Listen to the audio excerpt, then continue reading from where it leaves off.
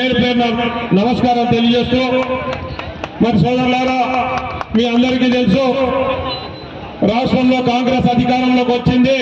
6 guarantee పథకాలతో మీ అందరికీ తెలుసు మరి 6 గ్యారెంటీల్లో అన్ని ప్రారంభించడం జరిగింది ఎలక్షన్ కోడ్ రావడం వల్ల కొన్ని ఇందిరమ్మ ఇల్లు ఇప్పటి వరకు ఇక్కడికి మనకు అందలేదు ఆల్రెడీ శాంక్షన్ అయినాయి తాలూకాకు ఒక 3500 ఇల్లు శాంక్షన్ కావడం జరిగింది ఈ ఎలక్షన్ అయిపోయిన తర్వాత గ్రామాన ఎవరికైతే అర్హులు ఉన్నారో వాళ్ళందరికీ కూడా ఇందిరమ్మ ఇల్లు వస్తాయి అదే కాదు మనం సుగ్నక్క గారిని గెలిపించుకున్నట్టయితే మరి ఆవిడ కోటలో కూడా కొన్ని ఇళ్ళు మరి రేవంత్ అన్న గారికి చెప్పి మన ముఖ్యమంత్రి గారికి తీసుకురావడానికి చాలా మంచి అవకాశం ఉంటుంది కాబట్టి మరి వారిని గెలిపించుకోవాల్సిన అవసరం మన మీద ఉంది అదే కాదు మీ అందరికీ తెలుసు ఇప్పుడు మహిళా సోదరి వాళ్ళందరికీ తెలుసు 200 యూనిట్లు కరెంటు ఫ్రీ వస్తా ఉంది 500కి సిలిండర్ వస్తా ఉంది ఎక్కడికి వెళ్ళినా కూడా బస్సు ఉచిత బస్సు బిల్లులో ప్రయాణం చేస్తా ఉన్నారు అన్ని రకాల సౌకర్యాలు ఉన్నాయి ఇవన్నీ కాంగ్రెస్ పార్టీతోనే సాధ్యం గత 10 సంవత్సరాల్లో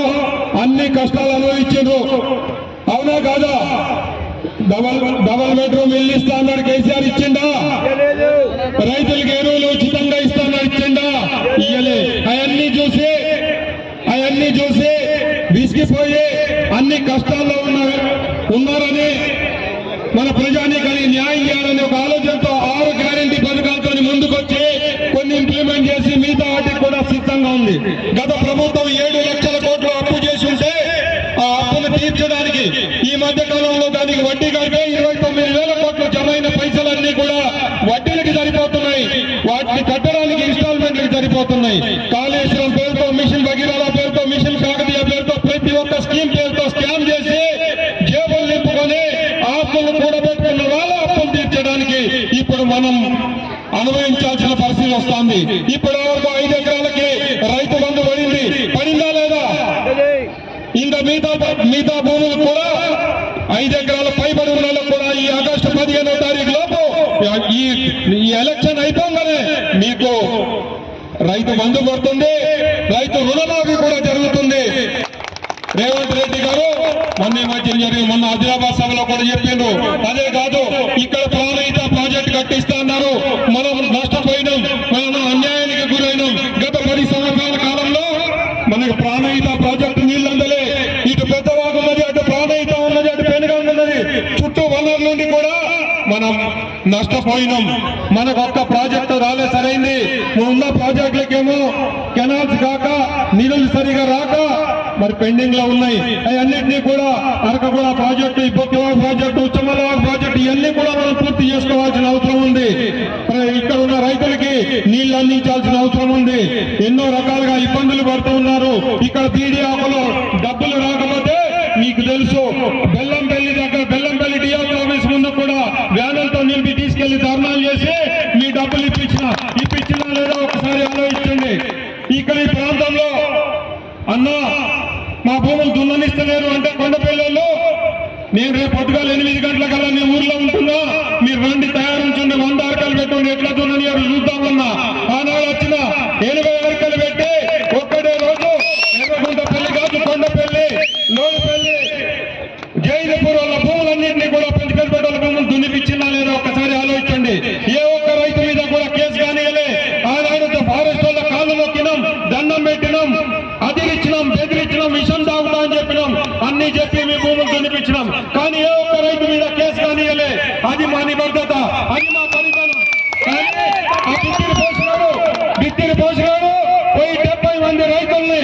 అమాయకుల్ని కేసులలో ఇరికిచ్చిండు కేసులో ఇరికిచ్చినా మరి కొట్లాడినవా ఆ భూముల్ని మరి కాపాడినవా అది లేదు అంగుళం భూమి లేకుండా ఇవాళ భూములు ఊరుగా మొక్కలు పెట్టిండ్రు అవునా కాదు ఒక్కసారి ఆలోచించండి ఇవాళ పీడియాకు డబ్బులు కావాలంటే అక్కడ తీసుకుపోయి కొట్లాడొచ్చినాం ఇక్కడ భూములు కావాలంటే కొట్లాడినాం ఇక్కడ మొన్నగూడ దగ్గర తొవ్వలు ఏదన్నా అంటే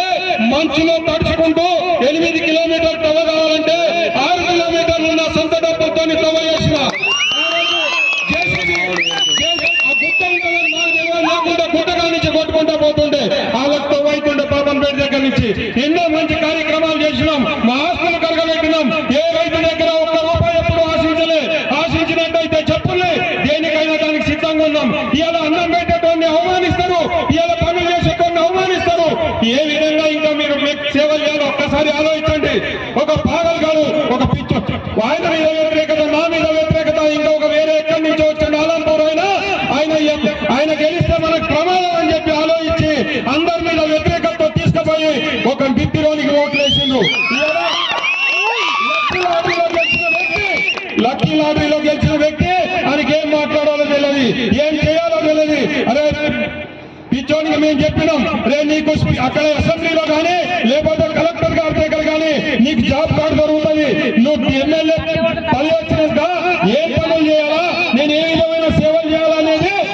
వాళ్ళు చెప్తారు. ఆ విధంగా అన్న ఫాలో పిస చేసి రోడ్ల దగ్గర పోయి మేము కష్టపడి సీతక్క కాలు మాకు దయాదండమని, అమ్మ మాకు కష్టాలు ఉన్నాయి, ప్రజలు ఇబ్బంది పడుతున్నారని కోనప్ప గారు నేను అడిగితే మొన్న ఈ బ్రిడ్జి డబ్బులు కానీ ఆ సిర్పూర్ రోడ్ డబ్బులు కానీ శాంక్షన్ చేస్తే ఈ రోజు అక్కడ పోయి ఇంకా చిన్న పిల్లలు చూస్తాం పోలే, ఇంకా వీడియో గేమ్లు ఆడుకున్నావు, పుల్లలు పెట్టి చూసుడు, ఈ పిసతనం పోలే. అసలు ఏం చేయాలా, పద్ధతి ప్రకారం ప్రజలకు ఏం సేవలు అందించాలనేది ఆలోచన చేయాలా. ఇవాళ పత్తి కొనుగోలు చేసే వాళ్ళ దగ్గర కమిషన్లు తప్పుతూ, మరి